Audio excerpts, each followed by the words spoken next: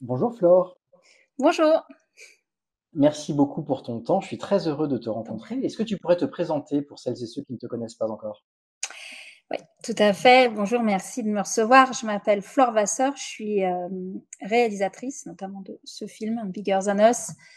Et avant ça, j'ai écrit un certain nombre de livres et écrit puis réalisé des films pour la télévision.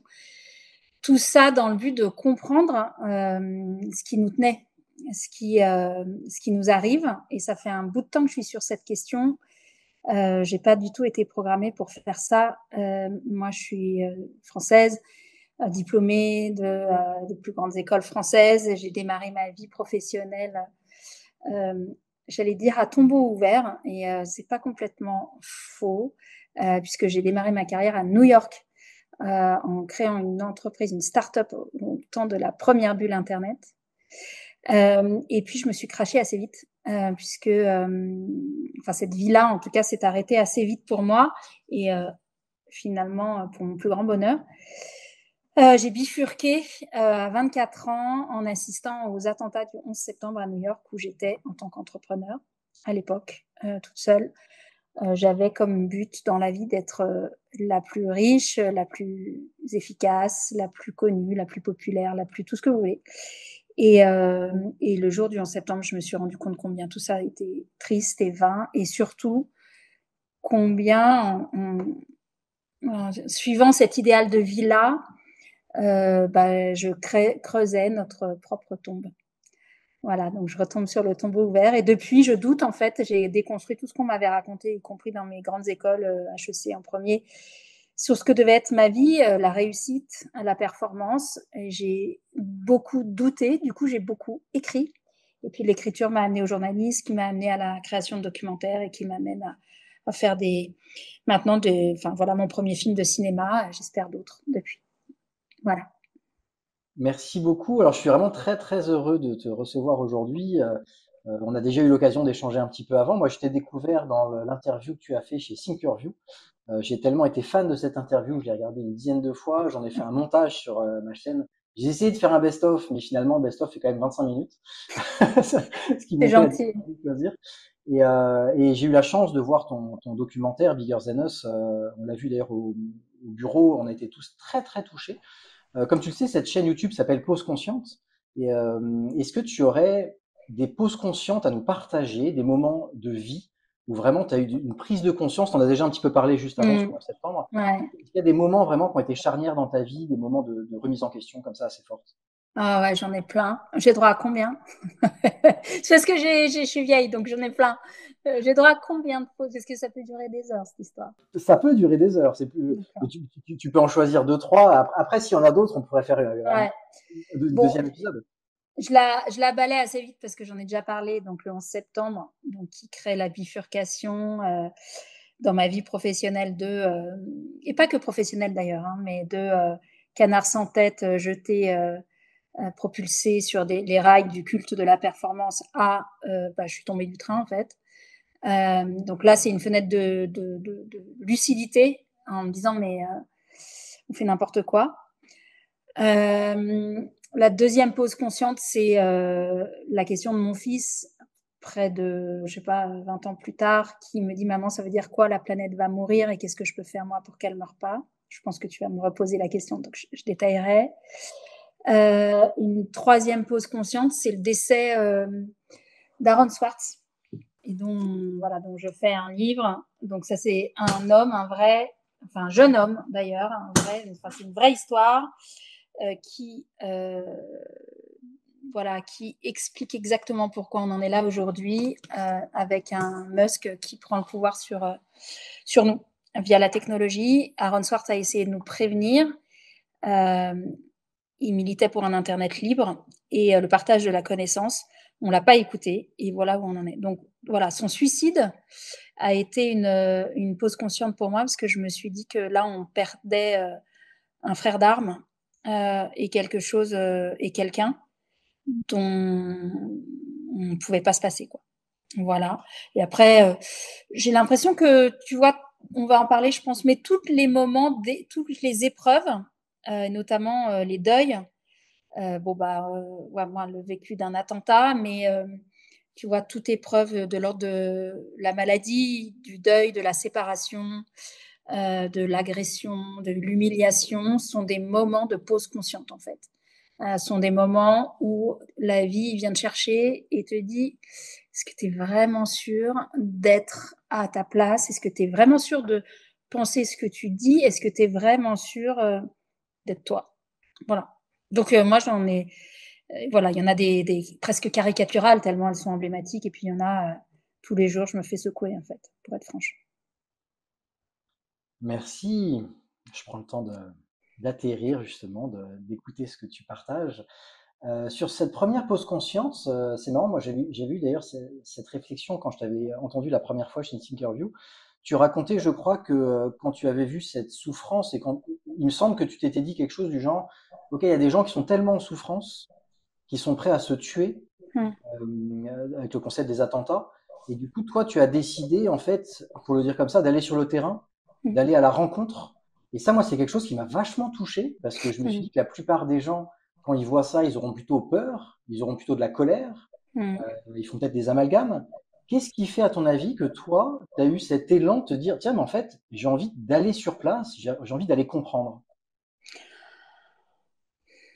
Écoute, ça c'est un truc avec lequel je suis née, l'idée de vouloir comprendre. Maintenant, je comprends, mais j'ai autre chose à te dire là-dessus d'ailleurs. Je pense que c'est quelque chose qui m'a été transmis par mes parents et peut-être même les générations avant moi. J'ai l'impression que ça m'appartient pas complètement, ce rapport à je veux comprendre. Ouais, c'est quelque chose qui est au moins une génération avant moi et moi je veux comprendre les générations avant moi. Je veux comprendre d'où je viens depuis enfin c'est assez conscient, c'est récent dans la prise de conscience, mais en fait c'est tout ce que je fais. C'est comme s'il y avait un traumatisme avant moi que en fait je suis en train d'essayer de régler. Et je pense que ça se joue sur les histoires de pour être franche, hein, j'en ai jamais parlé, mais voilà, c'est pour ça que c'est génial de se parler de la collaboration. Je pense que dans ma famille, dans mes familles, parce que je viens sûr d'un papa et d'une maman, eux-mêmes, leurs aïeux, leurs parents, qu'est-ce qu'ils ont fabriqué? C'est pas clair, c'est tabou. Il y a de tout. Moi, dans ma famille, j'ai des grands-pères décorés de la Croix de la Résistance. Enfin, voilà. Mais il n'y a pas que ça. Et je pense que je suis produit de ça, qu'il y a quelque chose de pas clair et que je veux que ça soit clair. Enfin, voilà.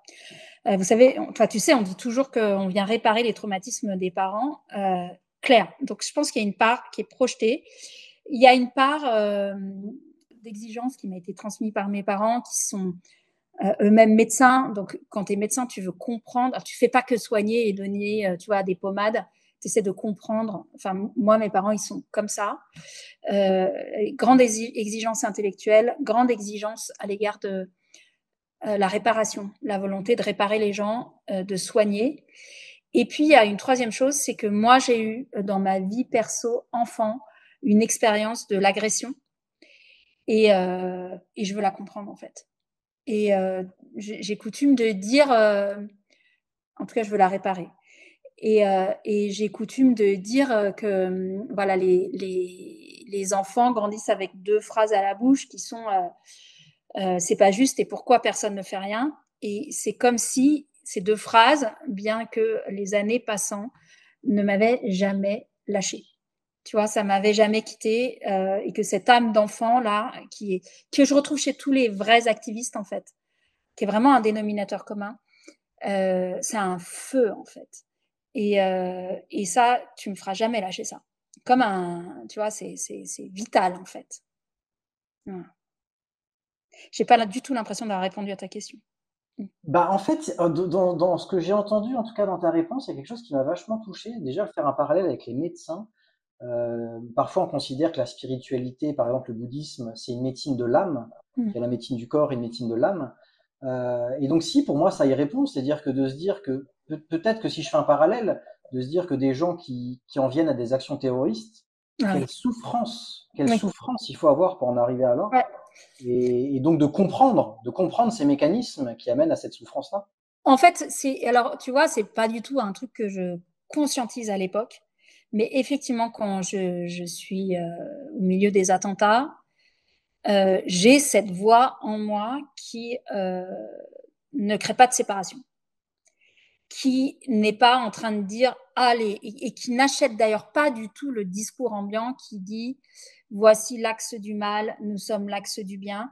Il y a quelque chose qui dissonne direct et qui me dit c'est pas la vraie histoire, c'est pas ça qui se passe, mais je sais pas encore, tu vois, vraiment. Mais du coup, comme je sais pas, bah, je veux comprendre et du coup, je me mets à chercher et je trouve des réponses. Je dis pas que c'est la vérité universelle, je dis que pour moi, c'est plus crédible. Et ce qui est crédible, c'est de considérer que cet acte-là ne vient pas de nulle part et qu'il est un retour à l'envoyeur, qu'il est un retour de boomerang, si tu veux, mais que la violence qu'on projette au monde avec le système dans lequel on est confortable conduit inévitablement à de la violence et conduit inévitablement au fait qu'un jour, des gens viennent et veulent, entre guillemets, réparation par les armes. Puisqu'on n'a pas pris soin, puisqu'on n'a pas été, puisqu'on a eu une attitude de prédation et d'accaparement. C'est pas wokiste de dire ça, tu vois. C'est pas. En fait, c'est là depuis longtemps. Il y a plein de gens qui théorisent ça depuis très très longtemps. Je regardais avec mon fils la semaine dernière un film qui s'appelle Mission, 1986, et qui a eu la Palme d'Or à Cannes, etc., et qui explique la façon dont on s'est comporté, notamment au Brésil, tu vois, en décimant des peuples entiers, 25 millions de morts, en fait. C'est le premier génocide. Au nom de notre accaparement des richesses, au nom de notre croyance dans le fait qu'ils n'étaient pas des vraies personnes, au nom de, tu vois, cette idée de séparation. Et en 86, le film fait un carton et c'est hyper OK de parler de ça, tu vois. Et là, on rétrograde en 2025 avec ah non, on n'a pas le droit d'en parler. Non, non, non, ça n'existe pas. Enfin, tu vois. Donc, faut faire attention à distinguer la séquence dans laquelle nous sommes, dans laquelle ces paroles sont immédiatement stigmatisées et rejetées, et la réalité historique, tu vois, calme, sans jugement. On était pris dans un système qui nous poussait à faire ça, tu vois. Merci beaucoup, merci beaucoup. Et pour moi, il y a un mot qui me vient, c'est le mot d'interdépendance, en fait. Le fait de comprendre qu'il y a des causes et des conséquences. Absolument. Et le problème, à mon avis, des médias, c'est que très souvent, ils ne vont que parler d'une conséquence, ils vont essentialiser une conséquence, sans comprendre tout ce qui a amené, en Bah fait, oui. cette conséquence. Mais c'est tellement plus facile, tu vois, c'est tellement plus facile de se poser immédiatement et systématiquement en victime. C'est désengageant, en fait, c'est déresponsabilisant, c'est très confortable. La possibilité d'un autrement, voire même d'un affranchissement, j'ai l'impression qu'elle devient possible à partir du moment où tu es OK, et ça peut prendre des années, hein, de dépasser ce statut ou cette position de victime en disant je fais partie de ça, et qu'est-ce que j'ai en quoi ça me transforme, en fait, et qu'est-ce que je peux être d'autre que juste cette position de victime. Merci beaucoup. Il y a deux choses qui me viennent là. Ça résonne très fort avec. Je sais pas si tu te souviens de l'époque où il y a eu des attentats en France avec Valls, qui était ministre de l'Intérieur, et qui avait dit cette phrase qui m'avait fait halluciner à l'époque, qui avait dit mais il n'y a rien à comprendre parce que comprendre c'est déjà excuser. Ouais. Et j'avais entendu ça et je m'étais dit non mais là, si le ministre de l'Intérieur il est même pas capable d'utiliser la compréhension pour comprendre pourquoi les gens font ça, ce que tu disais me faisait penser à ça. Et l'autre chose, c'était, je sais pas si tu as vu la série Mindhunter. Non. Et ça, pareil, ça m'a mis une énorme gifle. En fait, c'est tiré d'une histoire vraie. C'est ce qu'on appelle les premiers profilers. En fait, c'est les premiers psychologues aux États-Unis, dans les années 60, si je dis pas de bêtises, qui ont commencé à s'intéresser aux grands criminels. En se disant, mais finalement, peut-être que les grands criminels, ils ont une histoire, en fait. Et à l'époque, ils montrent très bien qu'il y avait cette vision du bien et du mal, à mon avis très judéo-chrétienne. C'est comme ça que j'aurais tendance à l'expliquer. Qu'il y a vraiment les gentils, les méchants, le bien, le mal. Et du coup, finalement, ça leur allait bien de se dire, bah non, c'est des tarés, c'est le mal, donc il n'y a rien à comprendre. Et en fait, ça montre toute la difficulté des premiers psychologues qui se sont dit, non mais on va s'y intéresser, on va rencontrer leurs parents, on va rencontrer leur milieu. Et donc la série raconte ça. Et ça, j'avais trouvé ça hyper rafraîchissant, justement, de me dire, mais comprendre le contexte. Ouais. Bien entendu qu'en aucun cas, ça enlève la souffrance de l'autre, mais ça permet de comprendre. En fait, et c'est là aussi où tu vois, tu peux même récupérer une part de liberté. Parce qu'en fait, paradoxalement, tu te rends compte que tout ça, c'est une chaîne de réaction. que inévitablement, l'âme humaine étant ce qu'elle est et la culture de société étant ce qu'elle est, A amène à B. Mais toi, là, qui arrive au point B, est-ce que tu poursuis, est-ce que tu incarnes la chaîne de réaction ou est-ce que tu dis, bah, en fait, ma liberté, c'est justement la pause consciente et de dire, je vais exercer ma liberté là en ayant ma singularité et mon interprétation de ce qui se passe. Et c'est en rien du tout ce que tu disais, comment dire, romantique, ni idéaliste, ni je cherche le mot condescendant ou complaisant, tu vois, ça n'a rien à voir avec ça. Au contraire, c'est hyper exigeant et mais c'est affranchissant en fait. Je sais pas comment te dire, mais tu as l'impression d'être Valls qui te dit ça, mais en fait, ce qu'il est en train de te dire, c'est que tu es trop bête pour comprendre. Tu vois, c'est comme ton banquier quand il t'explique que surtout il faut pas que tu t'inquiètes, c'est trop compliqué, il va pas t'expliquer. C'est exactement le même truc. On se fait enfermer dans des positions d'infantilisation en fait. J'avoue que moi, j'irais même un peu plus loin là-dessus. Moi, je pense que ça montrait que lui-même, moi, je pense qu'il disait ce que lui-même croyait. Moi, j'ai le sentiment de penser que lui-même considère qu'il n'y a rien à comprendre et considère que c'est du mal absolu. Alors ça, c'est moi qui juge, hein, j'en sais rien, je suis pas dans sa tête ni dans son cœur. Mais j'aurais même tendance à penser que c'était même pas un truc d'un adulte qui parle à des enfants, mais que lui-même, il est dans cette grille de lecture du bien et du mal. Et que donc, à nouveau, il n'y a rien à comprendre, il n'y a rien à expliquer, parce que comprendre, ça sous-entendrait qu'il pourrait y avoir des choses à se remettre en question ou autre. Alors, pour moi, c'est le mal absolu.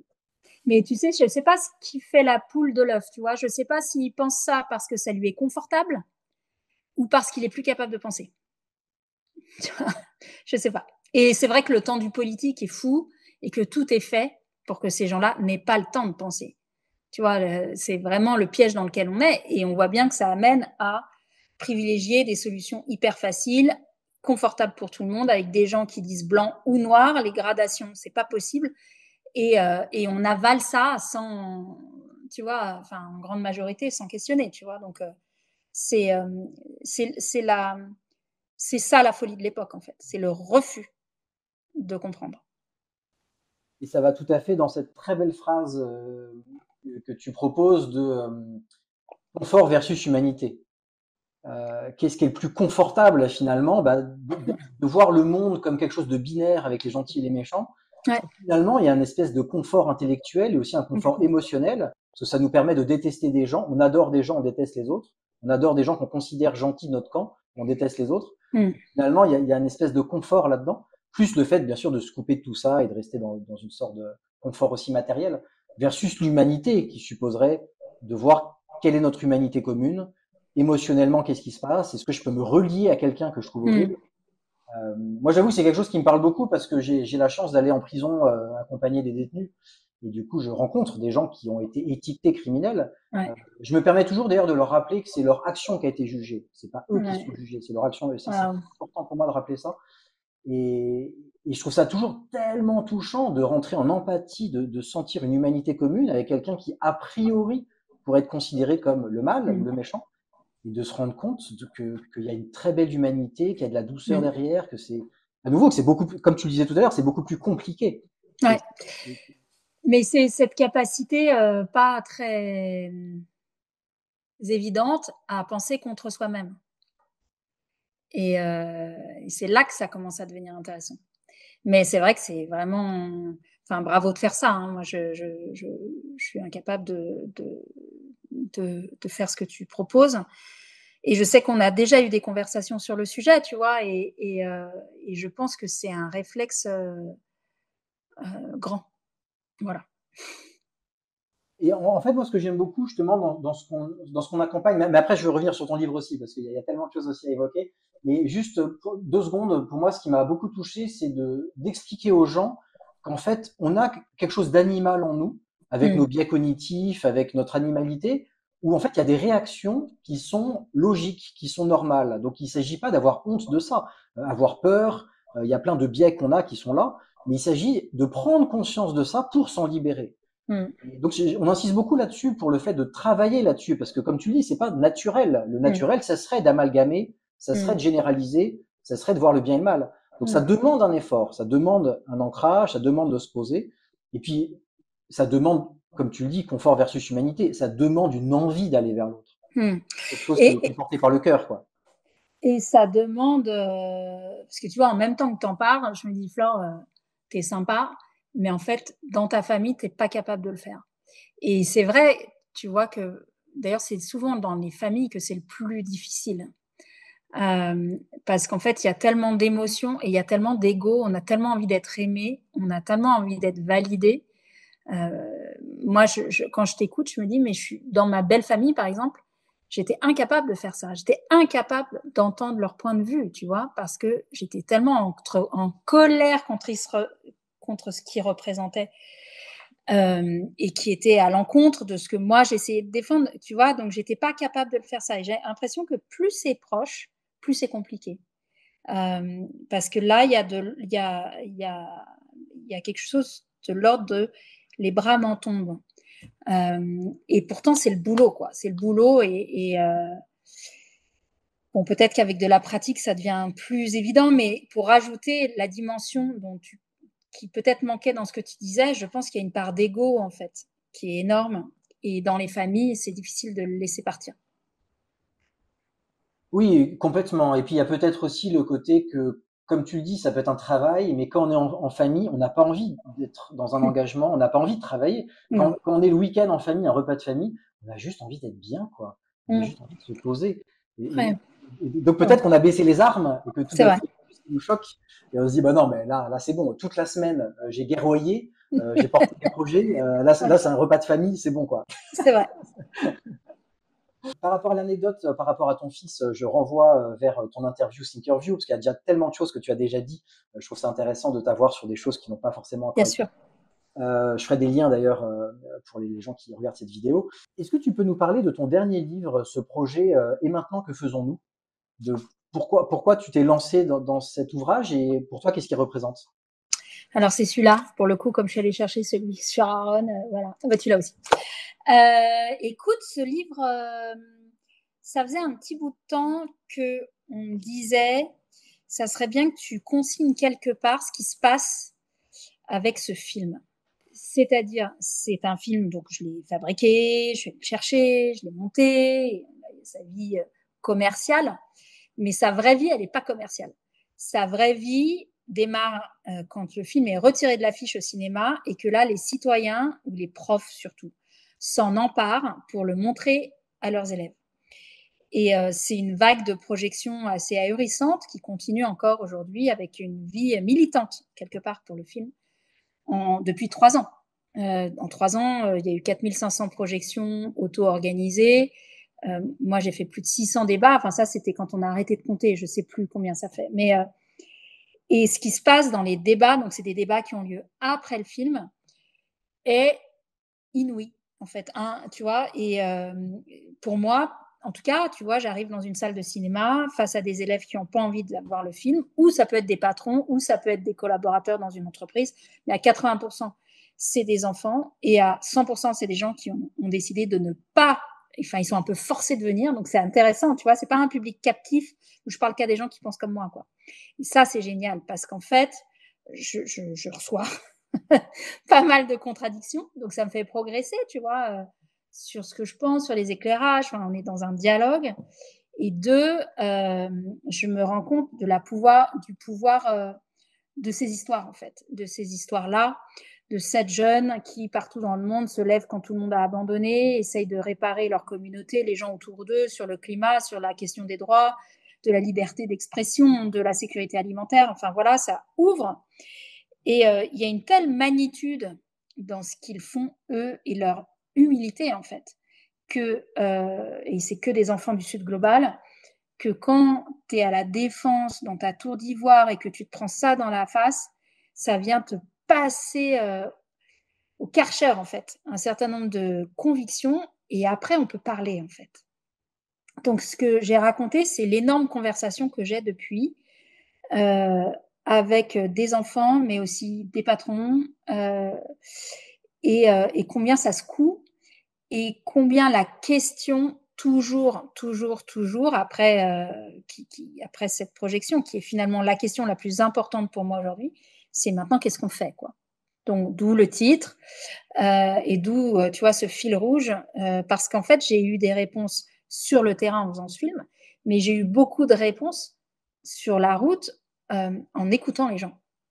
Et, euh, et c'est un travail un peu de troubadour, hein, mais qui est fabuleux parce qu'en fait, je suis en lien tout le temps. En fait, j'ai l'impression que, tu vois, pour moi, qui suis plutôt quelqu'un d'assez introverti à la base, eh bien, je suis forcée à aller. Enfin, je suis forcée, je suis ravie d'y aller. Euh, et à chaque fois, c'est juste magique, quoi. Et c'est parler de soins tout à l'heure. Moi, ça me soigne de faire ça. Et dans un moment, tu vois, où on est dans une espèce de fragmentation énorme, de polarisation énorme, où il faut qu'on soit tous les uns contre les autres, avec une logique de peur, de détestation, de défiance. Moi, il n'y a que de l'amour, quoi. Donc, tu vois, c'est pour ça que j'ai eu envie d'écrire ce livre, c'est pour dire, attends, ce qu'il raconte, c'est pas vrai, en fait. Vous n'êtes pas que comme ça. Nous ne sommes pas que comme ça. Il y a autre chose qui veut vivre en nous, il y a autre chose qui est manifeste, en fait. Merci beaucoup. Oui, ce qui m'a beaucoup touché, moi, dans Bigger Than Us, c'est qu'on voit bien que il y a un élan qui est lié à de l'indignation. Donc, il y a une saine colère qui arrive pour avancer, pour mettre en mouvement. Mais derrière ça, c'est de l'amour. Mm. À la base, c'est d'abord de l'amour. C'est un souhait de prendre soin. C'est parce qu'on aime les gens, c'est parce qu'on aime la nature. Et ça, je trouve que c'est vachement touchant parce qu'effectivement, souvent, d'ailleurs, alors j'ai pris plein de notes hein, dans ton livre. Mm. Il y avait le passage avec Mohamed qui te disait comptez sur toi, vous les médias, vous racontez toujours les mêmes histoires d'enfants miséreux. Nous, les réfugiés, on se fout de votre pitié. C'est vous qui êtes pathétiques. Mm. Et parce qu'effectivement, toi, la manière dont tu montres ces vies, c'est toujours, il y a de la joie en fait, quoi, Mm. derrière, il y a de l'amour. On n'est Ouais. pas du tout dans le pathos, on n'est pas Non. du tout dans un truc. Ouais, mais j'avais vraiment envie après avoir été sur le terrain, tu vois, parce que c'est pas quelque chose que j'avais imaginé. Il y a la scène colère. Il y a la scène colère qui est liée à l'expérience de l'humiliation, de la perte, tu vois, tout ce dont on parlait tout à l'heure, et de la honte. Eux, c'est les spécialistes de ça. Et cette scène colère, qui est un sursaut de vie, en fait, et d'affirmation. Moi, je ne suis pas déterminée par la fatalité, je ne suis pas déterminée par l'humiliation, la tragédie, etc. Je vais chercher quelque chose d'autre en moi. Ça, c'est un combustible énorme. Et que eux vivent. Et donc, ce qui est assez violent quand tu le regardes ici dans le global nord, le nord global, c'est de te dire, mais en fait, c'est juste là. Tu vois, t'as pas besoin de vivre une catastrophe nucléaire pour te sentir vivant ou te sentir plus exactement l'obligation de te remettre en route. On vit tous des épreuves, des humiliations, des pertes, etc. Mais ce qu'il dit lui, et ce qu'ils disent tous, c'est un espèce de renversement, tu vois, y compris dans le monde militant.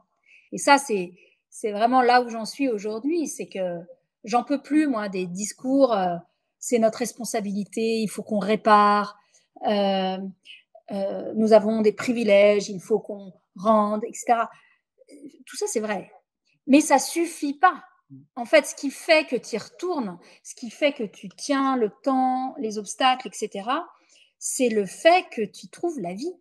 C'est le fait que tu trouves une dignité, c'est le fait que tu trouves une joie, c'est le fait que tu trouves les autres, en fait. C'est ça l'engagement, c'est pas changer le monde, c'est se lier à d'autres comme toi pour partager une expérience la plus forte possible, une aventure de dépassement de ta petite personne, en fait. C'est pour ça que ça s'appelle Bigger Than Us aussi. Tout ça, cette colère, cette expérience de l'humiliation, c'est une propulsion vers les autres, paradoxalement. Merci. Et ça me fait penser ce que tu disais, le retournement.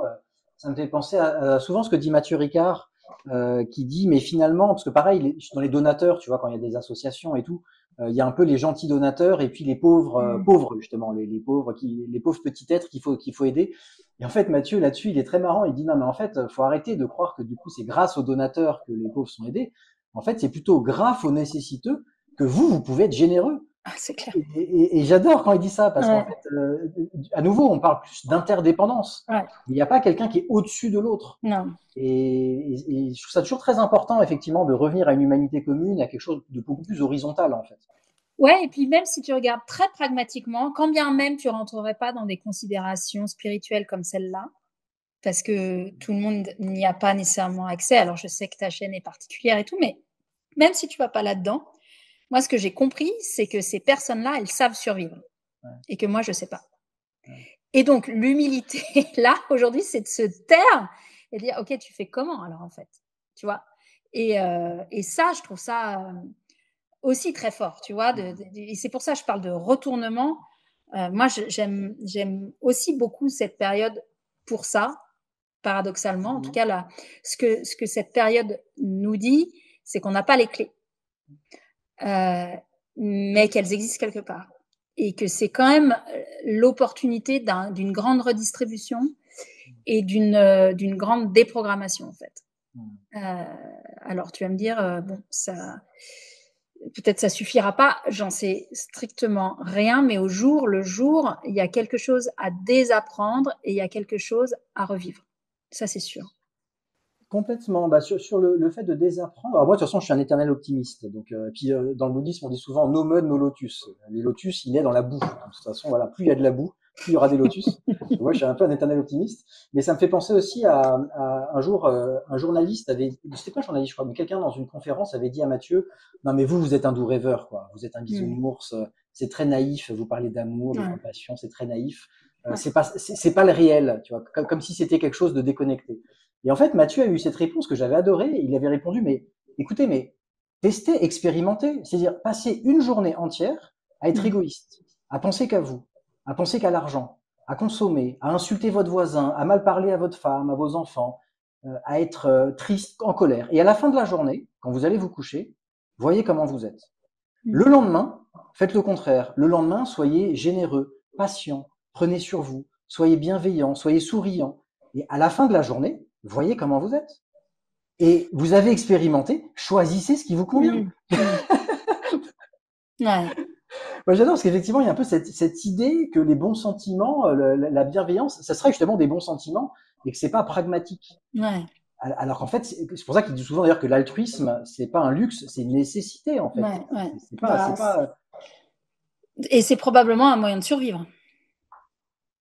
Ouais, ouais, tout à fait. Je suis hyper d'accord. Et dès que tu rentres sur ces considérations-là, bien sûr, l'ego, justement, vient t'affubler de plein de choses. Parce que qu'est-ce que ça veut dire d'être dans l'altruisme? Qu'est-ce que ça veut dire d'être dans le lien, etc. Ça veut dire que tu oublies ta petite personne, en fait. Et ça, l'ego, il aime pas. Donc, il vient te dire, non, mais c'est n'importe quoi, c'est pas réaliste, t'es un doux rêveur, t'es naïf, c'est le monde des bisounours. C'est un truc très, très grave, en fait. Tu vois, c'est très sérieux de faire ça. Et c'est très exigeant, d'ailleurs. Et c'est pareil dans le constat justement de, à nouveau, le côté un peu scientifique finalement de tout ce qu'on dit là. Pour moi, il y a le constat qu'il y a tellement de gens qui sont au haut de la pyramide, qui ont du pouvoir, qui ont de l'argent, mais qui sont en souffrance. Ils sont Mm. pas du tout heureux d'être là-haut. Mm. Alors qu'il y a plein de gens qui sont justement en train d'agir, qui Ouais. sont les mains dans le cambouis et qui ont une flamme, qui ont une joie Ouais. de vivre. Mais tu sais, ça, c'est vraiment un truc de programmation, quoi. On nous a expliqué que on trouverait le bonheur avec les objets, en fait. Et ça a été tellement martelé, ça a été tellement une industrie de la publicité, des biens de consommation, enfin du marketing, enfin, tout ça, ça a été des croyances qui sont très ancrées. Mais les études ont toujours montré qu'il n'y avait aucun lien entre la, la, la la matérialité et le sentiment d'accomplissement, en fait. Qu'effectivement, il y avait très vite une dissonance et que le niveau de richesse supplémentaire à aller acquérir pour avoir un substrat de contentement était monstrueux, en fait. Donc, mais ça, on l'a bien sûr pas dit, tu vois. Parce que c'était pas profitable au système, mais il faut bien comprendre que tout ça, c'est un problème et c'est un sujet de culture en fait. C'est-à-dire, c'est un sujet de système de valeurs et de système de représentation de ce que c'est qu'une vie réussie, que ce que c'est que le bonheur, que ce que c'est que la joie et ça. Et effectivement, la période actuelle nous montre que cette mantra-là du matérialité égale joie, égale pouvoir, égale tout ça, on voit exactement où ça nous mène. Tout est sur la table aujourd'hui, on le voit très très bien. Donc, tu vois, la question est maintenant, que faisons-nous? Ça a toujours été là, hein, cette culture de société, elle est là depuis plusieurs siècles. Mais là, c'est manifeste, c'est très visible. Donc, c'est pour ça que la question aujourd'hui, elle est facile à poser, tu vois, et elle est facile à adresser, y compris dans ces lieux dont tu parles, où moi j'ai la chance d'aller avec le film comme un petit cheval de Troie, en fait. Ils me font venir pour parler de la jeunesse et de l'envie de vivre de la jeunesse, et en fait, on parle que d'eux. Et on parle que de leur dissonance, et on parle que de leur sentiment d'être bloqués dans un système dans lequel, s'ils arrêtent, ils sont plus personne, alors que c'est l'inverse qui démarre. Mais ça, c'est une déconstruction. Tu vois, il faut y aller au marteau-piqueur. Et c'est la vie, elle vient au marteau-piqueur. Aujourd'hui, on est attaqué par des marteaux-piqueurs, quoi. Vraiment. Alors, ce que je trouve assez fascinant, c'est que du coup, il y a des gens comme toi ou comme tous les gens que tu as pu accompagner qui ont découvert ça directement par le côté charnel, le côté expérientiel, finalement, ce qui me rend heureuse, ce qui me rend heureuse, c'est d'agir, c'est d'être dans cette action, dans ce mouvement. Et ce que je trouve assez génial, c'est que les nouvelles formes de thérapie, la thérapie ACT par exemple, la thérapie d'acceptation et d'engagement, c'est ce que exactement elle a constaté par les sciences. Moi, c'est pour ça qu'à nouveau, je suis un éternel optimiste. En fait, ce que je trouve fou, c'est qu'aujourd'hui, les formes de thérapie qui fonctionnent le mieux par rapport à la dépression, par rapport aux gens qui manquent de sens, toutes les burn-out et ainsi de suite, bah, la thérapie ACT, c'est exactement ce que tu disais. C'est alors, acceptation et engagement. Acceptation que il y a des choses qui sont inconfortables dans ma vie. Donc, c'est accepter l'inconfort. Et finalement, tous ces inconforts, c'est des indicateurs que mes valeurs ne sont pas réalisées.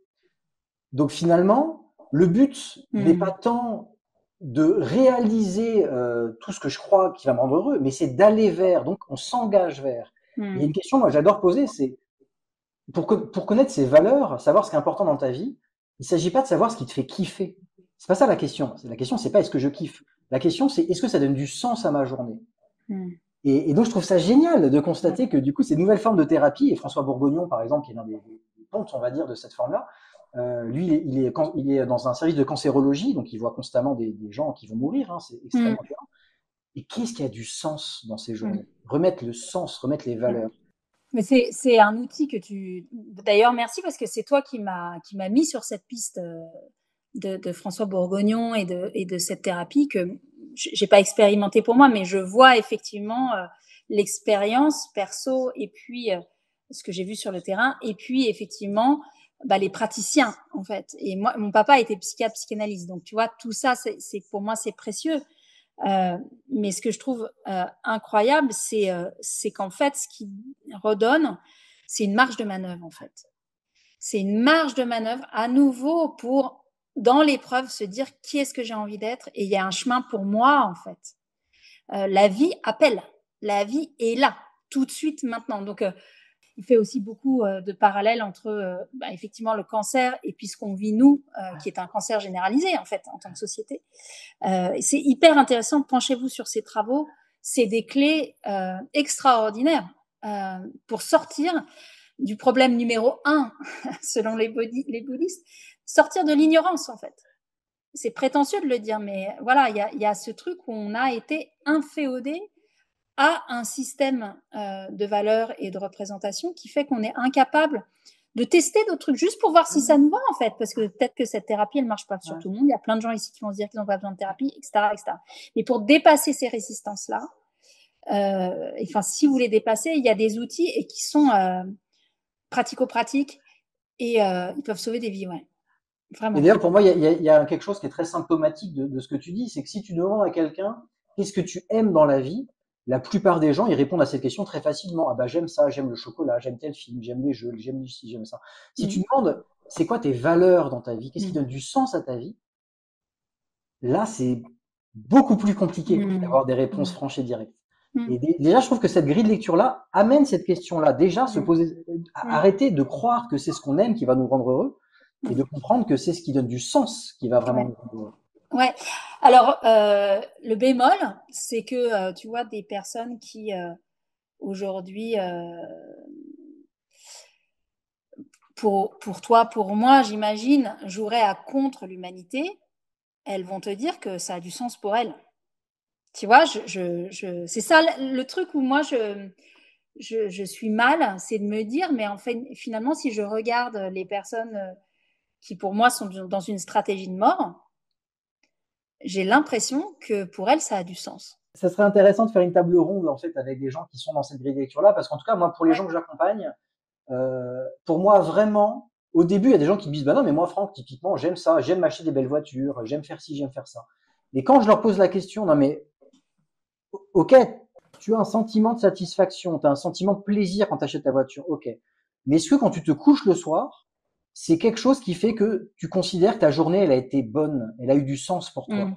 Et en fait, quand je pose cette question-là, quand tu te couches le soir, qu'est-ce qui a eu du sens? Ils vont plus me parler de, bah, je suis allé voir mon fils faire un match de foot. Mm. J'ai eu une discussion avec ma fille là-dessus. En fait, quand vraiment on en arrive à la question du sens, Mm. bah en fait, Ouais. tout ce qui leur amène du plaisir, ils se rendent compte eux-mêmes que qu'ils avaient fait l'amalgame, Mm. plaisir-sens, mais qu'en fait, c'est pas la même chose. Et puis surtout, je pense qu'il y a l'amalgame plaisir-joie. Enfin, ça, c'est vraiment, tu vois, voilà, c'est la différence entre la dopamine et peut-être la spiritualité d'ailleurs, tu vois. Ça n'a rien à voir. Ouais, complètement. Et de comprendre aussi que, bah, exactement comme quelqu'un qui a un problème d'addiction, bah, le drogué, il pourrait dire, mais moi, j'aime prendre mon Mm. fixe. Ok, Ouais. mais t'aimes ça, ça t'amène du plaisir. Mais en fait, non seulement ça amène pas de sens à ta vie, mais en Mm. plus, ça te fait souffrir, en fait. Ouais, Et, c'est et, vrai. et ça, c'est vraiment quelque chose qui me touche toujours, justement, parce qu'on se rend compte, effectivement, comme tu l'as dit, hein, à quel point c'est une grille de lecture, et on nous a dit, non, mais tu seras heureux si tu fais ça. Alors qu'en Ouais. fait, pas du tout. Alors, je voudrais revenir à ton livre. Moi, je me suis Oui, régalé. Hein, je me suis vraiment régalé. Effectivement, comme tu merci. disais, c'est des anecdotes, des rencontres. Donc parfois avec des grandes entreprises, parfois avec des étudiants. Alors moi, je suis passionné par la rhétorique. Donc en plus, je me suis régalé à regarder. Ah ok, là la question elle est bonne. C'est quoi l'argument de Flore? Qu'est-ce qu'elle va dire? Voilà, c'est vraiment. J'ai pris plein de notes et je voudrais partager quelques petits passages. Ce qu'il nous faut, on est complètement dans le thème, ce qu'il nous faut, c'est redescendre dans le cœur. C'est peut-être la vertu d'un film, permettre la conscience, la connexion cœur-cerveau, trouver un espace de sécurité pour s'autoriser à ressentir. Si vous ne les fuyez pas, vous verrez que les émotions portent un cadeau en forme de question. Et maintenant, que fais-tu? C'est-à-dire, qui décides-tu d'être? Pour se mouvoir, il faut commencer par s'émouvoir, convoquer les blessures. Voilà pourquoi, madame, pleurer est un très bon signe. Mm. Et je trouve qu'on est Ouais, exactement dans ce qu'on venait de dire. ouais, ouais, parce que effectivement, bah là, c'est le contexte de cette scène, c'est effectivement, j'interviens dans une très grande banque de la Défense à Paris, devant des gens qui sont, voilà, directeurs, enfin, des niveaux de responsabilité monstrueux, qui ont très certainement dû sortir beaucoup de crocs pour arriver jusque-là et qui se prennent le film. Mais là, c'est en pleine face, quoi. Là, ils s'y attendent pas. Et cette projection-là, notamment, a été très étonnante parce que moi, j'arrive pas en terrain gagné, j'arrive en terrain hostile pour moi. C'est des endroits qui me font peur, moi. C'est des grandes banques d'affaires, enfin pas que d'affaires d'ailleurs. Et c'est des endroits de pouvoir et de destruction du monde, avec des gens qui sont convaincus d'être du bon côté de l'histoire et qui, voilà, qui, tu vois, abattent et s'abattent eux-mêmes. J'ai écrit beaucoup de livres sur la finance, donc je connais un petit peu le milieu. Donc j'arrive là-dedans et il y a beaucoup de gens en larmes. Et c'est magnifique parce qu'effectivement, on est dans le, on est chez eux, enfin dans leur entreprise, mais ils se voient jamais pleurer entre eux d'ailleurs, parce qu'ils sont toujours en train de prétendre que tout va bien, que c'est bien leur rôle, que c'est. Parce que si t'as un soldat qui tombe, tu démobilises tout le monde. Donc là, ils sont en train de se dire, ah mais tiens, mon boss, il est en train de chialer là. Donc, hop, ça autorise et la conversation est dingue. Et cette dame réagit tout au début, alors que personne n'ose y aller et personne n'ose poser des questions, et dit mais moi, je me sens dévastée en fait. Je suis mal, elle explose de colère et elle me dit mais vous avez ça souvent, des gens qui pleurent. Et je dis mais alléluia, alléluia, heureusement que vous pleurez, il y a de quoi pleurer quoi. ça va enfin, heureusement que enfin, c'est très bon signe parce que vous allez vous reconnecter à vous-même. Parce qu'effectivement, pour survivre dans ces endroits-là où l'air est vicié, quoi, tu vois, tu peux même pas ouvrir les fenêtres, c'est symptomatique, tu vois, soit parce que tu peux pas sauter, soit parce que. Eh ben, la connexion cœur-cerveau, elle est pas possible. Sinon, tu ne survis pas dans ces endroits. C'était une machine de guerre. C'est peut-être caricatural, mais ils me le disent eux-mêmes en fait. Et ce qui est magique dans ce que moi je vis, c'est que j'aurais pu, et j'ai démarré ma vie en étant comme ça. J'étais ces personnes-là, j'étais cette femme-là qui avait les dents qui rayaient le parquet tellement que j'arrivais pas à avancer, quoi. Et ben, donc je les comprends en fait. Je comprends très bien ce à quoi ils ont été biberonnés. Je comprends très bien ce qu'on leur demande tous les jours. Je comprends ça. Mais je sais qu'en eux, il y a une part qu'ils ont dû claquemurer pour ne pas douter et rester efficaces. Et rester et tenir leur rôle, leur rang, leur salaire, leur confort, leur maison au château, etc. Bah, et un jour, ça tombe. Et c'est les épreuves, ça. Merci pour ce partage et de recontextualiser Ouais. ces phrases qui étaient si fortes. En fait, ce qui est assez terrible, hein, c'est que ce que tu dis, la réalité que tu partages, c'est aussi la même dans les hôpitaux. Parce que même si c'est des soignants, bah, en fait, ils serrent les dents, ils montrent pas leurs émotions. Nous, avec le Bien sûr. programme Résilient, justement, on insiste beaucoup à aider les soignants à rester en empathie, en fait. Comment on peut rester en empathie, comment on peut rester connecté aux gens qu'on accompagne, sans s'effondrer, mais de garder cette humanité qui est fondamentale pour pas devenir des robots. Tu parlais tout à l'heure d'Elon Musk, pas devenir des machines, en fait. Et d'accompagner les gens à partir de ce cœur. Et c'est pareil, on en revient avec confort humanité, en fait. C'est qu'à un moment, à force de voir des difficultés, à un moment, on se coupe de ça. Oui, puis tu vois, alors moi j'ai très peu d'excuses pour le monde des affaires, tu vois. Enfin, vraiment, là, j'y vais avec une très très grande violence. Les soignants, je pense qu'il n'y a aucun soignant qui fait ce métier pour ne pas être dans l'empathie. Tu vois, moi, c'est d'une tragédie sans nom, en fait, ce qui se passe pour eux. Aucun soignant ne va vers ces métiers en disant je vais faire du chiffre. Je vais faire de l'abattoir, quoi, tu vois, ou de l'abattage plus exactement. Maintenant, la culture de société fait que on a transformé ces espaces de sécurité, de soins, en quelque chose d'hyper rentable, enfin voilà, on leur a demandé ok, 23 euros, tu as 15 minutes, moi je l'ai vu à l'échelle de mes propres parents en fait.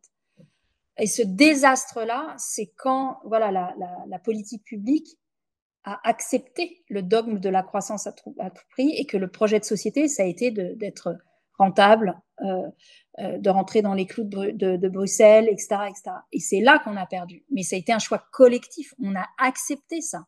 C'est parce que nos esprits étaient bien préparés à l'acceptation du profit plutôt que l'humanité, du confort plutôt que l'humanité, avant tout, qu'on est capable de se dire ah bah l'hôpital public se casse la gueule, c'est pas grave quoi.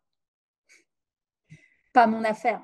Tu vois, c'est dramatique, quoi. Et effectivement, le burn-out du personnel soignant, c'est comme le burn-out des militants. Tu vois, c'est des gens qui soignent et qui sont tellement tout seuls et tellement déconsidérés par la population que, bah oui, ils s'effondrent, quoi. Mais je trouve que ce qui est intéressant, c'est que ça montre à nouveau le côté interdépendance et le côté systémique de ces Ouais, choses-là. complètement. Euh, et qu'à un moment, tu es écrasé en fait par le poids du système, des process. Et donc ça permet de remettre de l'humanité. En fait, justement, Ouais. je pense que c'est l'une des causes de cette solitude, c'est aussi l'individualisme. Ouais. Comme on nous a fait croire qu'on allait être heureux Ouais. seul en Ouais. consommant, bah, Ouais. du coup, même des gens qui ont du cœur, ils ont quand même ce logiciel-là. Et donc, il faut réapprendre à discuter avec ses collègues, se montrer vulnérable, s'entraider. Cette idée de l'alliance qui est pour nous très fort, d'être ensemble en fait, Ouais. plutôt que le Ouais. diviser Ouais. pour mieux régner, quoi. Mais si tu veux, c'est comme si on avait patiemment créé les conditions du désastre, en fait. Tu vois, et créer les conditions de l'acceptation du règne du confort et effectivement de l'individualisme, comme si, tu vois, l'assèchement de moyens fait qu'il n'y a plus ce que Olivier Hamon appelle le jeu dans les rouages. Il n'y a plus le droit à l'inefficacité, il n'y a plus le droit au temps du lien, il n'y a plus le droit à la parole gratuite, il n'y a plus le droit au geste qui sauve en fait. Parce que, voilà, on a dit, il faut que tu sois rentable, t'as pas le temps là. Tu sais quoi, il faut que voilà, fais des tri dans tes patients. Tu vois, et ça, on a vraiment la monnaie de notre pièce, en fait. C'est un choix collectif. Et les premiers à en prendre plein la figure, c'est ceux qui soignent. C'est les profs, c'est les personnels soignants, c'est les militants. Enfin, tu vois, c'est les journalistes, c'est ces gens qui étaient là pour prévenir, pour garantir, pour faire un espèce de filet de sécurité pour que l'humanité tienne. Bah là, on est en train de péter tout ça, tu vois. On est en train de couper le filet. Et donc, il y a énormément de casse psychique pour toutes ces personnes-là. Et c'était eux les tisserands. Tu vois, et c'est très important de comprendre que effectivement tout est lié. C'est ce que tu disais sur le côté systémique du chose. C'est systémique parce que c'est systématique, parce que c'est des questions de valeur, de choix de société. Et après, tu parlais d'ignorance. Moi, je crois beaucoup à ça. Et quand tu parles de choix, j'ai un doute. Moi, j'ai le sentiment que c'était même pas un choix conscient. Parce que pour que ça soit un choix conscient, il faudrait que les dirigeants aient conscience de différentes voies et conscience d'être un autre système et que malgré tout, ils décident de faire ça. Moi, j'ai tendance à penser qu'ils n'ont pas ce choix-là, que eux-mêmes, c'est des purs produits de ce même système. Bien et donc, sûr. c'est le serpent qui se mord la queue. Mais tu sais, c'est quand même, moi, je sais pas, quand tu parles, je pense à Thatcher qui dit This is the economy stupid. Tu sais, quand elle harangue, elle passe l'Angleterre à la casse. Et là, tu vois, elle installe que l'économie est plus importante que le reste, que le PIB est plus important que le reste, que la croissance est plus importante que le reste. Ça faisait longtemps que c'était là, mais c'est devenu un espèce de... C'était ça le progrès, en fait. Le progrès, c'est qu'on allait plus prendre soin des gens. Ça, c'est rétrograde, c'est gaucho, c'est le monde d'avant. Le progrès, c'est la performance de l'économie, c'est la performance de nos entreprises. Tout ça, enfin, on a créé... Le monde est aujourd'hui géré pour des entités qui sont des pures fictions. Les entreprises, alors ok, il y a des gens qui travaillent à l'intérieur, mais tu vois, c'est des pures fictions. Le droit des affaires qui s'impose aux droits de l'homme, c'est un droit qu'on a créé de nulle part pour défendre des entités qui sont des fictions. Mais on a dit, c'est ça le progrès. Et enfin, c'est de l'ordre de l'emprise sectaire, en fait. Hein. Ouais. Il n'y a pas que moi qui parle de ça. Hein. Mais quand tu regardes le truc avec un tout petit peu de... Tu t'autorises un tout petit peu de pas de côté, tu vois. Il y a beaucoup de gens qui, en fait, deviennent très agressifs quand tu commences à dire ça. Et ça t'indique d'ailleurs que là, c'est de l'emprise sectaire parce que c'est tellement identitaire que tu peux pas y toucher. Maintenant, j'ai l'impression qu'on est dans le bon moment pour pouvoir en parler. Tu vois, parce que justement, il n'y a plus personne pour te dire que peut-être que effectivement la croyance en la croissance à tout prix, ça pose pas de problème. Il y a vraiment plus personne pour te dire ça. Ça commence à lâcher et c'est pour ça que moi j'arrive à rentrer avec mon film dans des endroits qui sont de l'ordre de la citadelle. Tu vois, normalement j'ai pas le droit de rentrer dans ces endroits-là. Et ben on peut non seulement rentrer, mais on peut se parler, on peut presque même se comprendre, tu vois. Et donc c'est là où tu vois, je te rejoins sur moi la vague d'optimisme. Enfin, la raison d'espérer aujourd'hui, pour moi, c'est que les paroles se libèrent, les cerveaux se libèrent. Et les cœurs se libèrent. Mais je ne dis pas que j'ai la solution, ni même que, tu vois, mais il y a d'autres éclairages possibles. Et comme le chemin, la route, l'autoroute, là, elle est en train d'imploser sous nos yeux, y a des chemins de traverse et qui commencent à être valorisés. En tout cas, ne serait-ce que le chercher devient OK. Ce qui était impossible il y a quelques années. Oui, on sent qu'il y a du mouvement. Il y a une phrase de Thierry Janssen que j'aime beaucoup qui dit souvent, la vie c'est du mouvement. Et la non-vie justement c'est du non-mouvement. Et tout ce que tu dis là, tu vois, il y a du lien, il y a du mouvement. Je voulais juste revenir dans ton livre d'ailleurs par rapport à cette anecdote. À un moment tu disais, les objets nous ont rendus faibles, les émotions vous rendront forts, car elles libèrent. Le courage, c'est une colère surmontée, a énoncé Platon, la rage du cœur. Et pour moi, c'est exactement ça. J'insiste beaucoup sur le côté, d'ailleurs, on en parle dans le programme Résilience, qu'il n'y a pas d'émotion mauvaise, il n'y a pas d'émotion négative. Ça, c'est vraiment une croyance qu'il faut enlever dans la tête des gens. C'est Christophe André qui disait très justement, il y a des émotions agréables ou désagréables. On pourrait dire confortables ou inconfortables, pour reprendre ce mot-là. Mais ce qui va rendre l'émotion positive ou négative, c'est ce que j'en fais. C'est l'action que je mets derrière. Bien Et donc sûr. ça, typiquement, que toi, tu puisses parler d'émotion dans un cadre comme ça, parce Ouais. enfin, il y a du mouvement, c'est génial. Tu vois, Mais même, tu vois, Olivier Hamon, que je cite souvent, dit même le mouvement, c'est le déséquilibre. Ouais. Tant que tu refuses de te mettre en déséquilibre, tu peux pas avancer. Donc c'est pour ça que tu es comme ça coincé et que ton corps et que tu vas chez l'ostéo parce que ton corps il est en train d'imploser et que tu es complètement dissonant, tu marches n'importe comment. Parce qu'en fait, tu refuses le mouvement, tu refuses le déséquilibre, donc tu tiens pratiquement plus en fait. Et ça se voit dans les corps, vraiment. Et c'est vrai que on nous a dit qu'il fallait qu'on soit sage, qu'il fallait pas se mettre en colère, que la violence c'était mal, que ne pas être d'accord c'était pas possible, qu'il fallait qu'on se conforme, qu'on soit bien lisse, imprenable, tu vois. Bah ouais, ces gens-là ils sont imprenables. Quelle tristesse. Et il y a eu effectivement tout un travail de sape sur l'émotion. Ouais. Et j'adore ce que tu évoques là sur le thème de l'équilibre. Ça me fait penser à une anecdote que j'ai eue avec Laurence Bibas, qui est instructrice MBSR, qui est vraiment une femme géniale aussi. Et à un moment, on parlait de système et de croyance. En fait, souvent, on entend le mot « non mais un jour, je serai en équilibre ». Ma vie sera en équilibre. Sous-entendu, je serai avec la bonne personne, dans le bon boulot, dans la bonne maison, le bon chien, machin. Et en Ouais. fait, Laurence nous dit, mais on va faire une expérience et on se met sur un pied. Alors tu te mets sur un pied de ces postures du flamant rose. Ouais. Et puis tu restes sur un pied. Et puis suffisamment longtemps pour constater justement les déséquilibres. Et là, Laurence nous dit, en fait, constater que être en équilibre, c'est quoi? En fait, c'est une succession de déséquilibres Bien sûr. qu'on sent et qu'on corrige. Ouais. Et ça, moi, quand j'avais fait l'expérience, Ouais. vraiment, j'avais eu un déclic et je m'étais dit, mais elle a raison. Et en fait, toute la vie, c'est ressentir des déséquilibres pour s'équilibrer. Ressentir des inconforts pour aller vers ce qui a du sens. Ouais. Et donc, c'est OK. Alors qu'on nous avait vendu qu'il fallait enlever que quelqu'un, un déséquilibré d'ailleurs, tu en dis. Ouais, c'est ça. C'est ça. Ouais, c'est ça. Et puis, tu vois, sur le confort et l'inconfort moi, j'essaie de, enfin, je suis confortable, hein, tout va bien, tu vois, voilà, je peux vivre de ce que je fais, c'est un privilège et un confort absolu, mais c'est vrai que dans mes actes du quotidien, je me méfie beaucoup des décisions que je prends par confort. Voire, je me dis que l'expérience de l'inconfort est là où je me lie et tu vois, où précisément je me sens vivre en fait, plus exactement. Donc je cherche toujours, pardon, à la fois m'équilibrer et à me déséquilibrer, ou en tout cas m'équilibrer pour encaisser le déséquilibre. Tu vois, et c'est vrai que c'est permanent.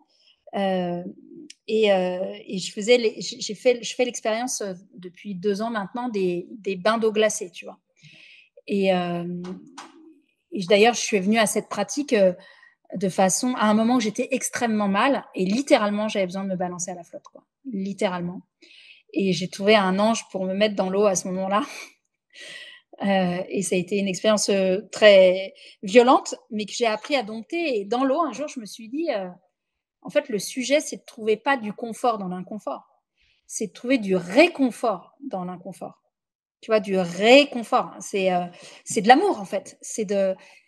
Parce que, tu vois, le réconfort, c'est l'idée de la chaleur humaine, c'est l'idée de la consolation, c'est l'idée du lien, c'est l'idée du liant, tu vois, et de quelque chose d'assez chaud. Et c'est marrant, ça m'est venu vraiment dans cette expérience d'eau froide où tu es là, vraiment, tu te fais mal, en fait. Et en fait, pas. Tu dépasses. C'est vraiment le dépassement de l'inconfort pour du réconfort. Alors complètement, je bois tes paroles parce que j'adore en plus ces exercices de l'eau froide que je fais aussi avec les douches froides. Il y a plein d'études scientifiques d'ailleurs qui montrent les bienfaits, aussi au niveau neuronal, le Bien fait sûr. qu'on dise au cerveau, si, je vais mettre la douche glacée là, puis ton cerveau il te dit bah non. Et le fait de le faire quand même, en fait, sur la discipline, ça nous apprend de Bien la sûr. discipline aussi. Et en fait, moi, j'aurais tendance à penser qu'il y a un autre truc qui switch à ce moment-là et qu'on arrive dans la spiritualité, c'est qu'à un moment, quand mon corps est immergé dans de l'eau très froide, pour moi, c'est comme quand je fais Vipassana et que je reste 11 heures par jour en méditation sans bouger, il y a un énorme inconfort. Et si je reste dans mon corps, je vais courir partout. Tu sais, c'est comme un chat qu'on met dans l'eau, il patauge, il veut partir. Mais si je décide de rester en silence paisible. Ouais. Là, je peux goûter à une paix, à une Ouais. chaleur. En fait, pour le dire avec d'autres mots, la conscience qui constate que Franck, il a froid, cette conscience-là, elle est en paix. Hmm. Et pour moi, c'est là où on en Ouais. arrive à quelque chose de spirituel. C'est Ouais. que ma personnalité, elle a froid, ma personnalité, elle grelotte, ma personnalité, elle n'est pas contente, mais la conscience qui constate ces éléments-là, elle est en paix. Mais ça veut dire, pour les gens qui nous écoutent, que tu prends conscience que tu n'es pas que ton corps. Oui. Et ça, je dirais pas que c'est une sortie de corps, j'en sais rien, mais c'est des choses qui sont assez soulageantes, en fait, et à comprendre aujourd'hui parce que ça revient à beaucoup de choses que je ressens dans mon travail, dans ce que je fais moi en tant qu'auteur, parfois artiste, etc. C'est que ça passe par moi, mais ce n'est pas que moi. Et il y a une part là qui est très manifeste quand tu te mets dans des expériences assez extrêmes comme ça, de bain d'eau froide ou de vipassana. C'est que là, tu te détaches de ton enveloppe et il y a un côté alléluia, quoi. Et c'est aussi tu cloues au pilori dans ces deux expériences l'ego qui va te dire mais sors de là, ça va pas, t'es en danger. Non, non, non, tu n'es pas en danger. Par contre, tu vas calmer, tu vas prendre conscience du truc. Et donc, ça te fait aller dans d'autres endroits et j'ai l'impression qu'aujourd'hui, c'est vraiment le type d'enseignement enfin de pratique qu'il faudrait arriver à généraliser pour tout le monde parce que on rentre dans une grande expérience de l'inconfort. Tout ce qui nous arrive là, enfin voilà, c'est une très grande expérience de l'inconfort. Et donc, il y a le réflexe par la violence, et ce que tu disais, le chat qui court pas tout et qui veut sortir de l'eau, et qui, en fait, dépense une énergie folle à essayer de continuer à exister, et qui probablement va couler, psychiquement, hein. Ouais, bien sûr. Où tu as l'espèce de prise de conscience, et la fameuse pause consciente dont tu parles, qui est de dire, OK, c'est un moment comme ça, est-ce que je peux réussir à trouver du réconfort dans cet inconfort? Et à nouveau, le seul réconfort pour moi, c'est le lien. C'est le fait de dire, en fait, j'appartiens à cette grande chaîne du vivant, à ce grand maillage qui essaye de faire passer des trucs à travers mon expérience de vie. Mais à la fin de les journées, la vie s'arrête pas, tu vois. Et même aujourd'hui, tu vois, dans la période extraordinaire, dans le sens littéral du terme, c'est-à-dire hors de l'ordinaire que nous vivons, c'est important d'avoir conscience de ça. Parce que ça te met dans une position où tu n'es plus là que pour toi-même, mais tu es là pour toi-même en connexion avec les autres.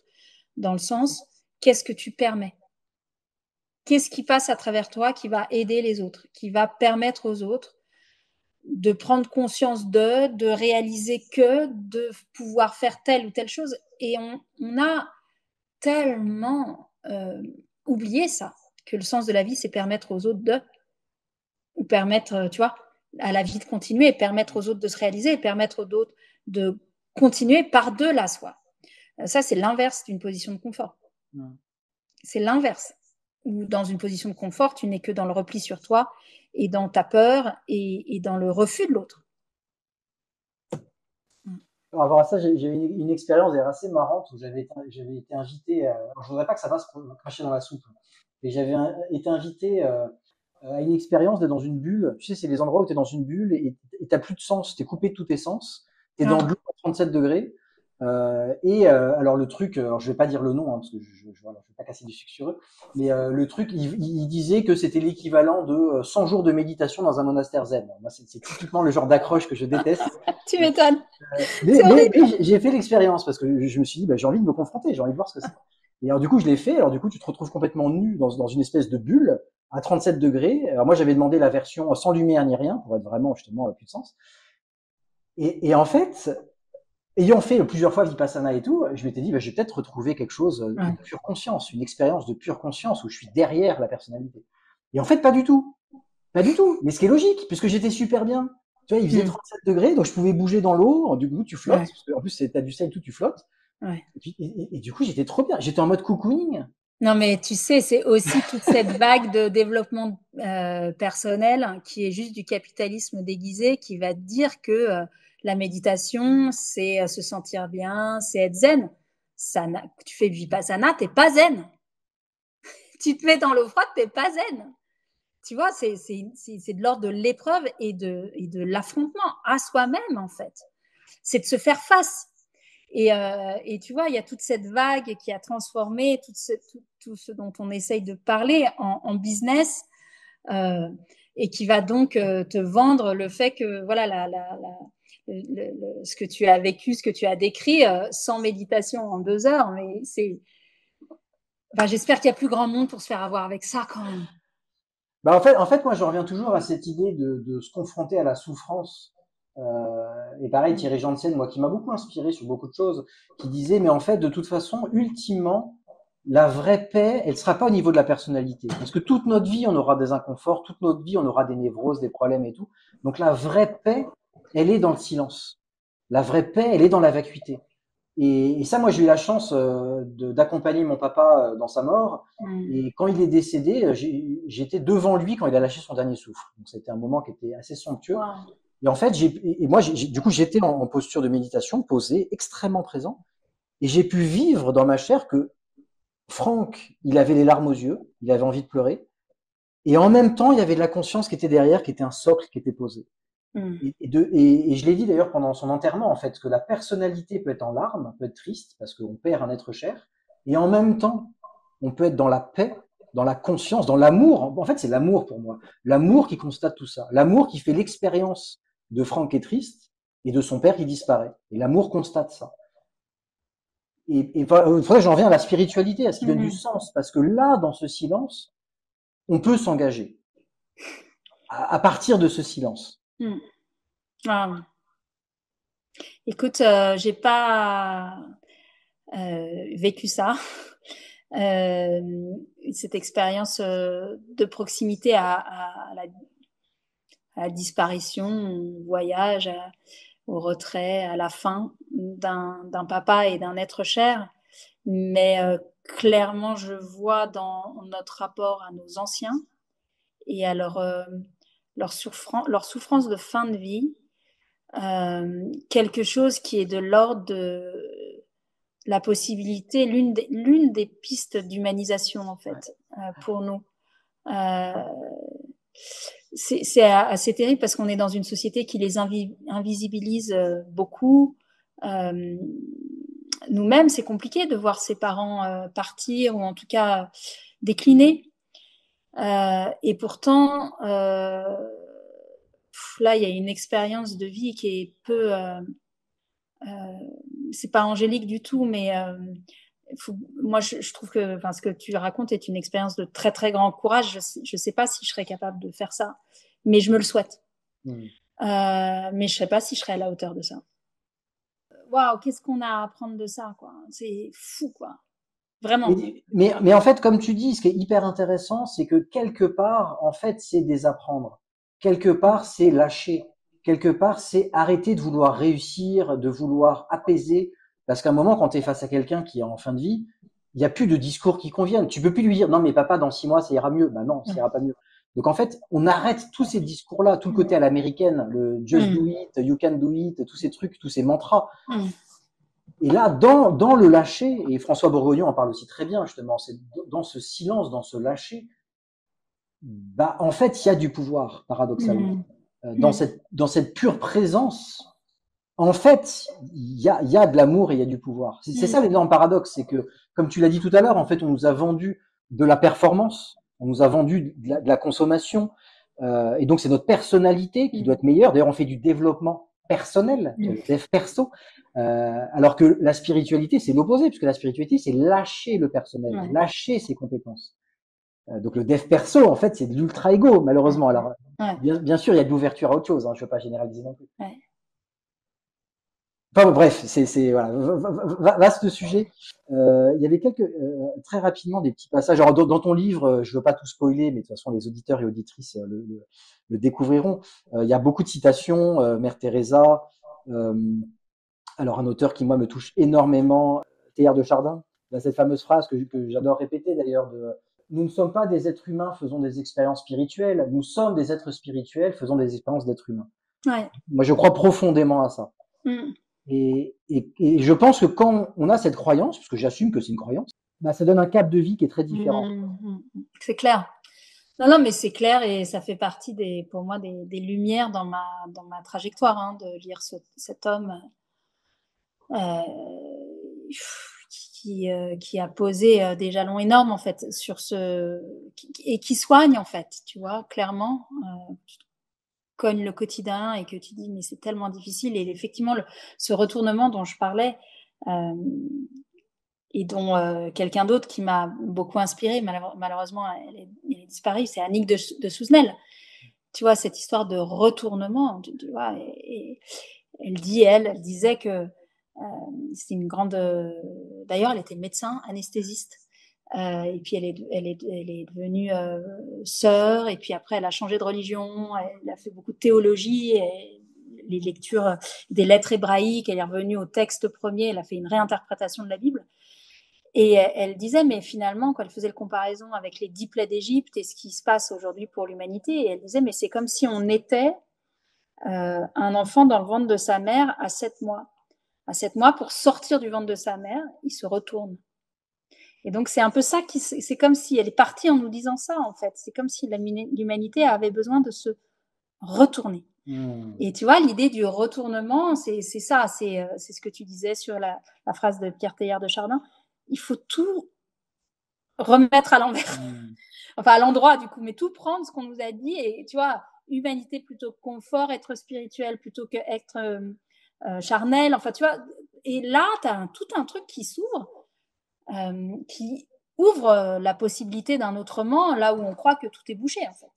Complètement, et ça me fait penser à Jean-Yves Leloup aussi, qui est une autre personne, il y a beaucoup de gens qui m'inspirent, qui à un moment fait une petite méditation, et puis il a cette phrase que je trouve tellement belle, il dit « Et quand soi-même on est en paix, quand on constate qu'il y a un peu de paix, bah finalement, il y a au moins un endroit dans le monde où il y a de la paix. » Ouais. J'adore cette idée, en fait, de déjà en nous porter de la paix. C'est clair. C'est clair.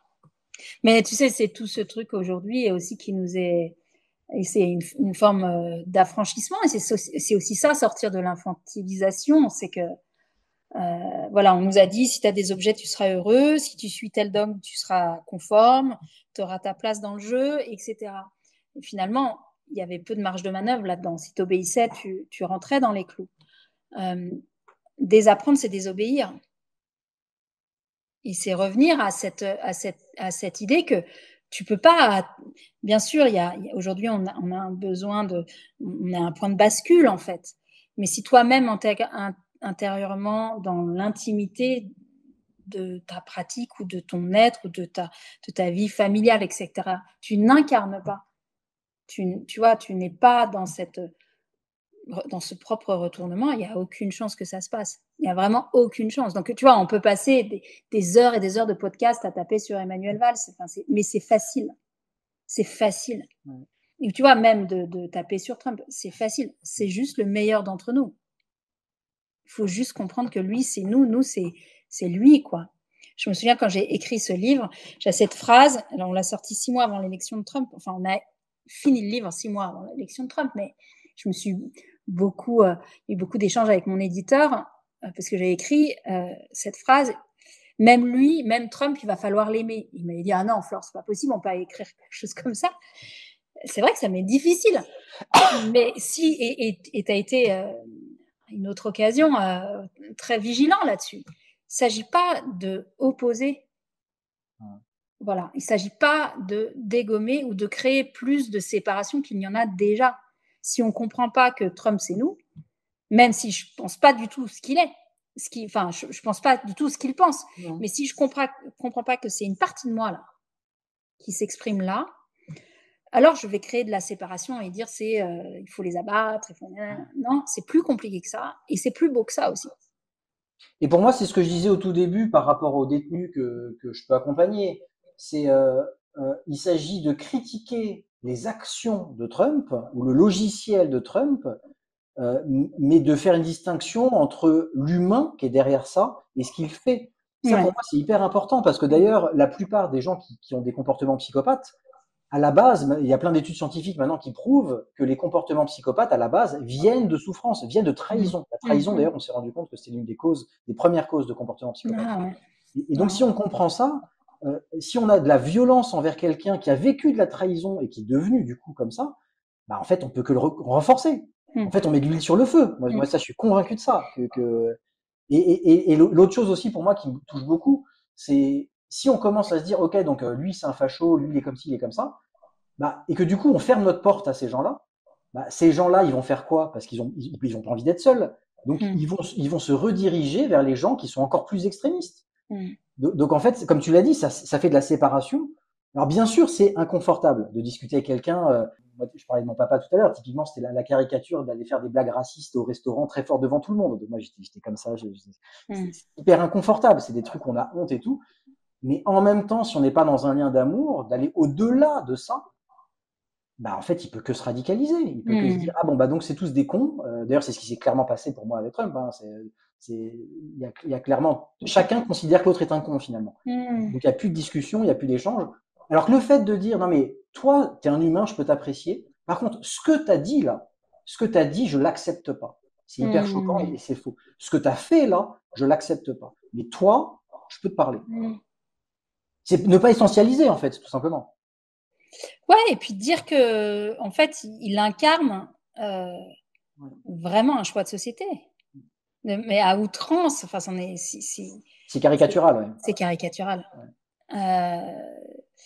Tu vois, ça, c'est peut-être la conscience témoin qui te permet de voir ça, mais enfin, c'est évident que il ne fait que s'appuyer sur des choses qui sont en nous, il les explose. Et c'est pour ça qu'on est hypnotisé d'ailleurs. C'est pour ça qu'on est dans un moment d'hypnose. C'est parce qu'en fait, la société nous a amenés progressivement, tu vois, comme une grenouille avec l'eau chaude et l'eau qui devient de plus en plus chaude, tu vois, à accepter ce genre de truc. Et là, on est tétanisé avec dans l'eau bouillante, quoi. Dans ces caricatures, moi j'ai grandi avec les films des années 80, les films des actions des années 80, tu vois, avec les Stallone, les Schwarzenegger et tout Ouais. ça. Et en fait, pour moi, c'est vraiment la caricature de tout ça.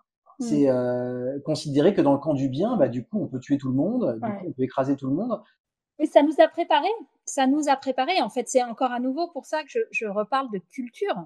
En fait, les histoires qu'on se raconte depuis, et notamment avec enfin, Hollywood là-dedans a joué un rôle terrible. Il nous a préparés à accepter ça. C'est la société, enfin, c'est de bord, c'est la société du spectacle. On est en plein dedans, mais on a trouvé ça très confortable de regarder toutes ces histoires, tu vois. C'est exactement ce que j'allais dire, c'est que moi, étant gamin, étant ado, je prenais du plaisir à voir le gentil écraser les méchants et gagner à la fin, voire les tuer tous. Il y avait un plaisir jubilatoire derrière Bien ça. sûr. Donc on n'était pas du tout dans une humanité commune. Je vois que le temps Mais passe.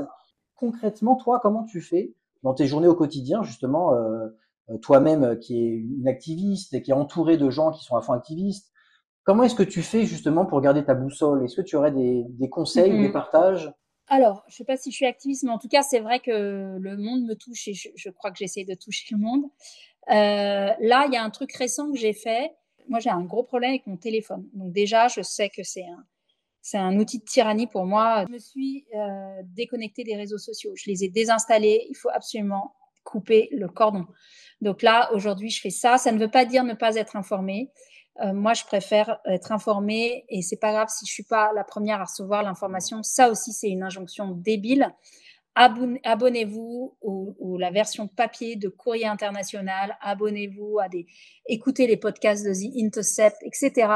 Allez chercher des sources d'information dans lesquelles l'information est médiée et éclairée. Et surtout dans le Courrier International, ce qui est génial, c'est qu'il y a toujours une triangularisation qui fait que vous avez plusieurs sons de cloche, qui est la base de l'information. Donc ça, c'est une première chose. Donc dégager les Insta, les Facebook, les trucs. J'y vais une fois par semaine. Voilà. Donc désolé si vous me suiviez là-dessus. Moi, j'y vais plus. Ou c'est pour donner rendez-vous. Mais je me méfie de ça comme pour la manipulation que c'est. Et je me rends bien compte que j'insiste, hein, c'est là qu'aujourd'hui il y a l'hypnose. Donc couper l'hypnose. Bon, moi, je lis beaucoup, toujours. Bon, c'est vrai que c'est ma matière d'écrire les histoires. Lisez des romans pour comprendre qu'en fait, oui, on est dans une période extraordinaire, mais depuis que l'humanité existe, elle essaye de s'affranchir et de se libérer des tyrans, des féodalités, des dictatures, etc. Les leçons de l'histoire et la façon dont les trésors d'énergie et d'astuces et de position et de posture que les gens ont mis en place, eh ben, c'est des leçons qui nous viennent depuis la nuit des temps. Deuxième chose. Troisième chose, effectivement, je pratique. Donc, une journée dans laquelle j'arrive à choisir, je mets un lien direct, hein, les journées où j'arrive à choisir plus l'humanité que le confort, c'est des journées où j'ai démarré par une séquence de réancrage. Donc, ça peut être de la respi, de la méditation, du yoga.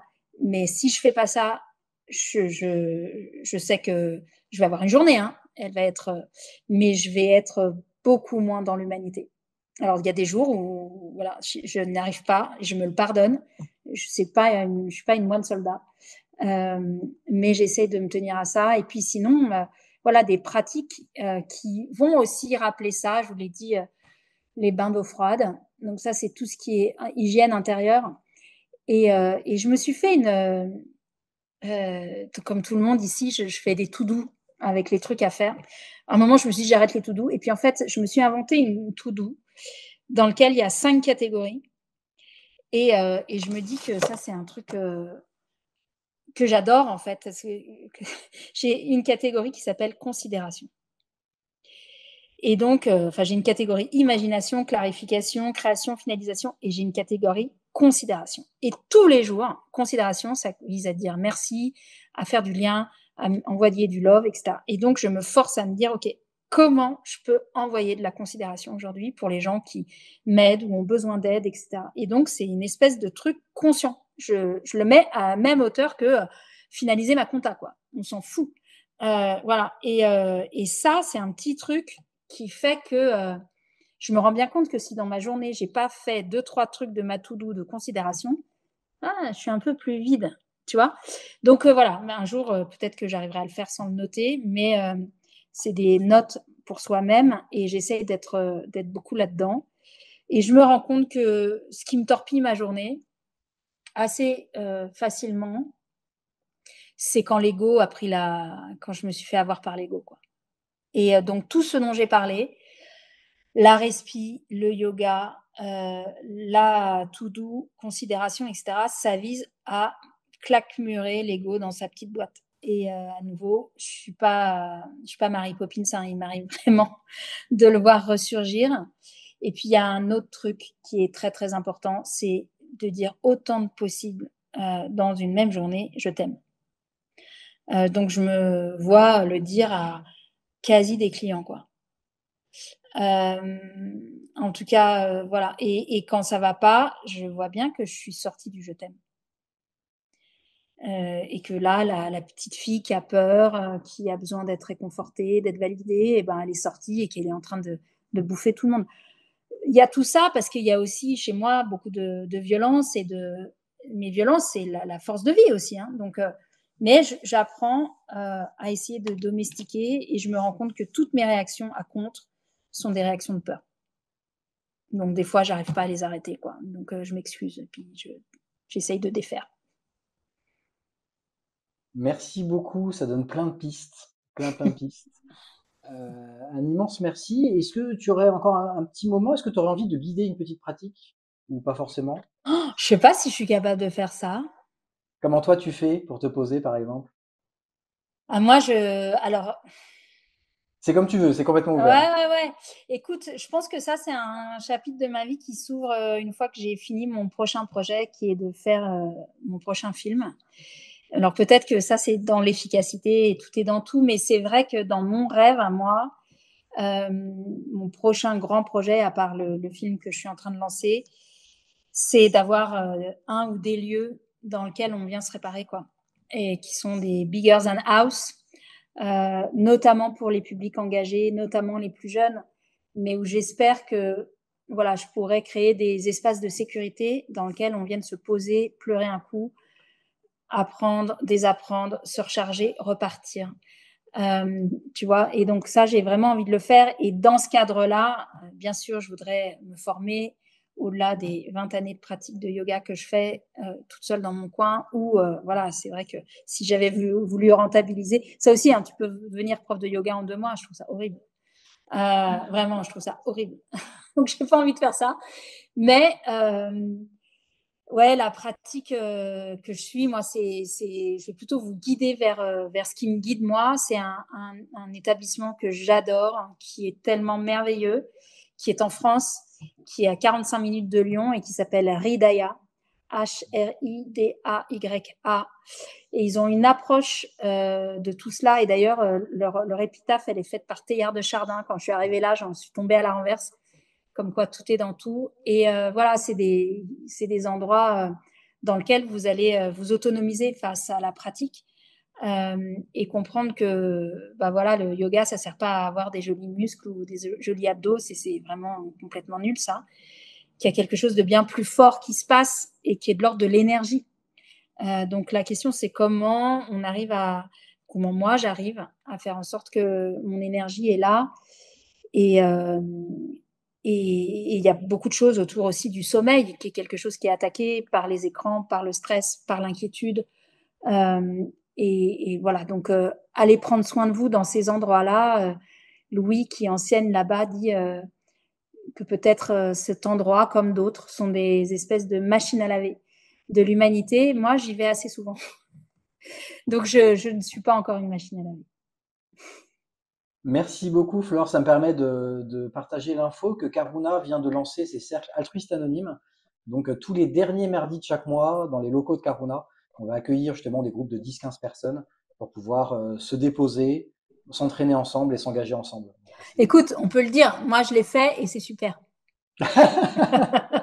Bon, ben, on a le témoignage de Flore, la veille d'un Donc soir. allez, dis, je peux te faire mieux que ça, mais. Un immense merci. Est-ce que tu aurais une dernière graine que tu aurais envie de planter dans le cœur et la tête des gens qui vont nous écouter?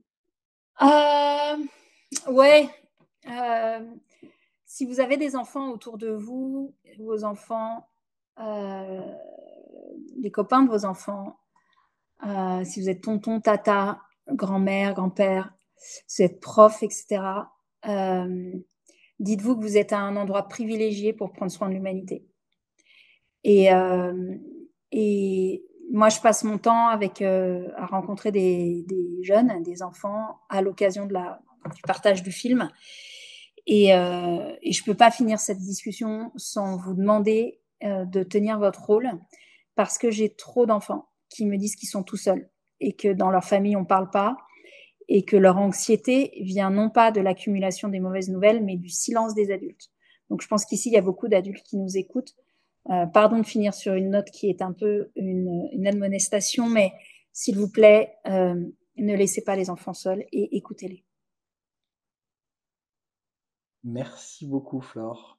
C'était un Merci plaisir, à un toi. immense merci pour ton temps et tous ces partages. Merci et à bientôt pour la pratique de yoga. Exactement.